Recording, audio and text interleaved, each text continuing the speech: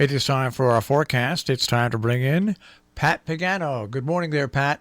Hello there, and how are you? Well, other than once again spending 2.5 hours on the telephone with tech support yesterday, and Oh, then and thinking we had the problem solved, I came in this morning. It was playing the wrong date card audio files. It wouldn't switch from network to local to. So in a 10-minute span from 5 of 6 till like 5 after 6, it was pulling my hair out time. But what the heck? That's what it is. well, I have to say, I had emailed what our problem yesterday with this one software. I emailed good old Anthony Martella, so he got on the case right away, and he told me, he said, just relax. He said, if they don't update today, he said, I will, that was yesterday, he said, I'll roll it back to the previous version. And that's what he did. And last evening, he rolled the program back to the previous version because the new update has bugs. And everything is working fine. So thank goodness for that. And well, I'm sitting here watching the weather. The nearest showers to us right now are out in western New York. They probably won't get here until early this afternoon. 75 to 80 today. And then the rain comes down in buckets tonight, which is good. Mid 60s. There can even be some thunder and lightning. The rain will taper down Wednesday morning, and during the afternoon it's going to clear. It'll be windy. High 70. I know I said showers on Thursday. We're going to cross that out and call it like partly sunny. And then on Friday, I think it's going to wind up with periods of rain. I don't think heavy rain, but light rain in the 60s. It'll be partly cloudy and cool on Saturday, and then sun with increasing clouds on Sunday. So the weekend, not bad, but on the cool side. What do you expect? It's October, or will be. And we all know what month October is. It's the 10th month. No, it's my birthday month. Oh, it's your birthday month. And when may be your birthday? 23rd. Oh, you're already Scorpio. on the end of October. Scorpio. Mm-hmm. And I do believe if I was born in 1952, this will be my 68th birthday. God bless you. I didn't sneeze. um, and then I just wanted to comment. You may have heard me comment on this before. I know that one of the platforms that they're going to be discussing tonight on the presidential debate is climate change. And again, I've talked about this with so many people for years and years and years. Is it climate change? What is it? I don't think we could tell yet. We can't tell, Marshall, because, it could be cyclical. And who's to say that the cycle we're in now will not last for another 50 years Now, and change again? we have a great, my old high school principal, head coach, Ed Kirby is an unbelievable geologist. And I interviewed him about 3 or 4 weeks ago. He had a book that came, and he said, first of all, climate change. Climate change is something that the Earth is continually doing. He said climate change in Earth time zones takes thousands of years, but it's constantly undergoing. Now, if you want to talk about humans and what they do on top of climate change that could affect climate change, that's something different. Like, a hole in the ozone layer, which has started to patch up, or like the global temperatures rising, and stuff like that. It affects it in certain ways, and it can speed things up, and it can make weather very temperamental, and everything, instead of being a regular thunderstorm, turns into be a violent thunderstorm, or it can do things like that. But that's on top of already what the Earth normally goes through. So basically, you can use the word climate change, and you can put that on top of what the global activity normally would be over thousands of years. Right. It's a layered system. It's not something that's all together. The Earth goes through changes, but they're not done. They're not calculated in 50 years, 100 years, 200. They're calculated in thousands of years, and then you can see over the pattern what the Earth has done.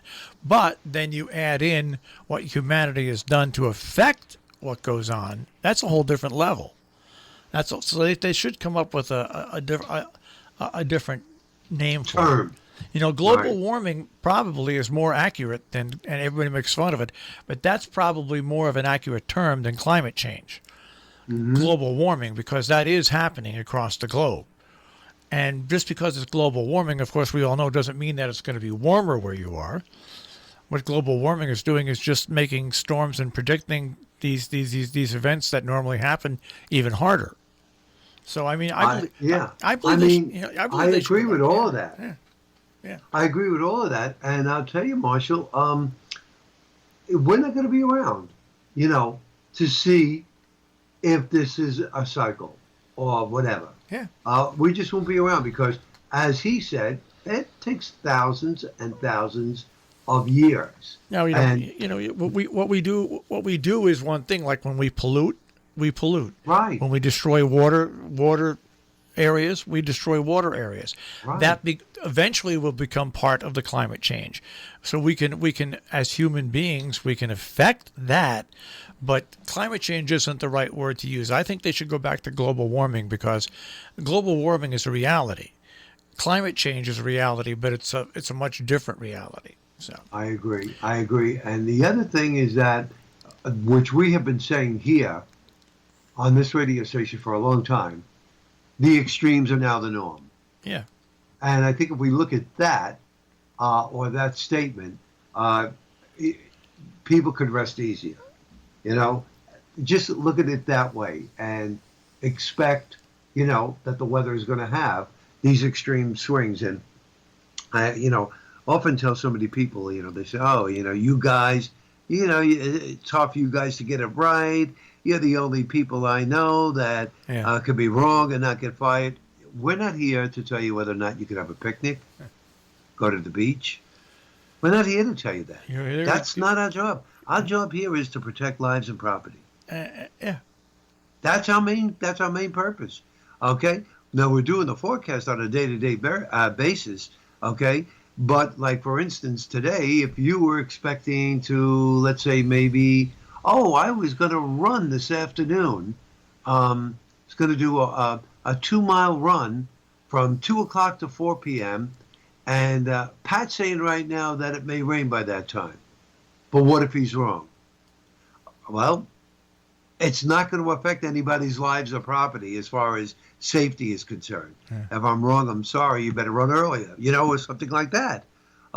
People just take the weather, I think, and they apply it to, what they're doing, their life. And if it doesn't match up, they're wrong. And a lot of people, and I don't blame them, misinterpret the forecast because of the wording. Variably cloudy. When we put in, I remember years and years ago, when we said a chance of snow showers, we did a survey and we asked people, when you hear snow showers in the forecast, what do you think of? And 9 out of 10 people said rain and snow mixed.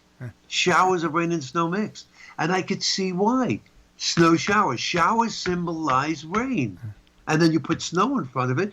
So it makes sense. Snow and rain. But that's not it. You know as well as I do, Marshall. Snow showers are showers of snow that can accumulate. Not a lot, but they can accumulate as compared to flurries. So that's why I think the terminology of meteorology needs to be refined a little bit so that the average person can understand exactly what we're trying to communicate.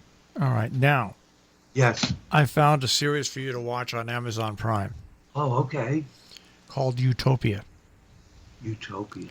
It is deeply scary. It is so good. I watched the first episode and had to turn it off instead of watching the second one. It's a conspiracy thriller that is gauged around a group of young people who went to like a comic convention and that they believe in this conspiracy theory, in this comic utopia. And Pat, what happens in the first series, the first is simply staggering. Now, if you don't, if some gratuity violence, like people getting shot and stuff like that, bothers you, it's not for you. But if you can put up with that and follow this unbelievable, I have a feeling this is going to be a dynamite series. It's really, it's freaky as anything. It's as freaky, and there's so many. There's right now 7 incredible characters that they have in here, and they introduced and they introduced the last one at the very last second. They introduced the last one. So all I'm going to say is, Utopia.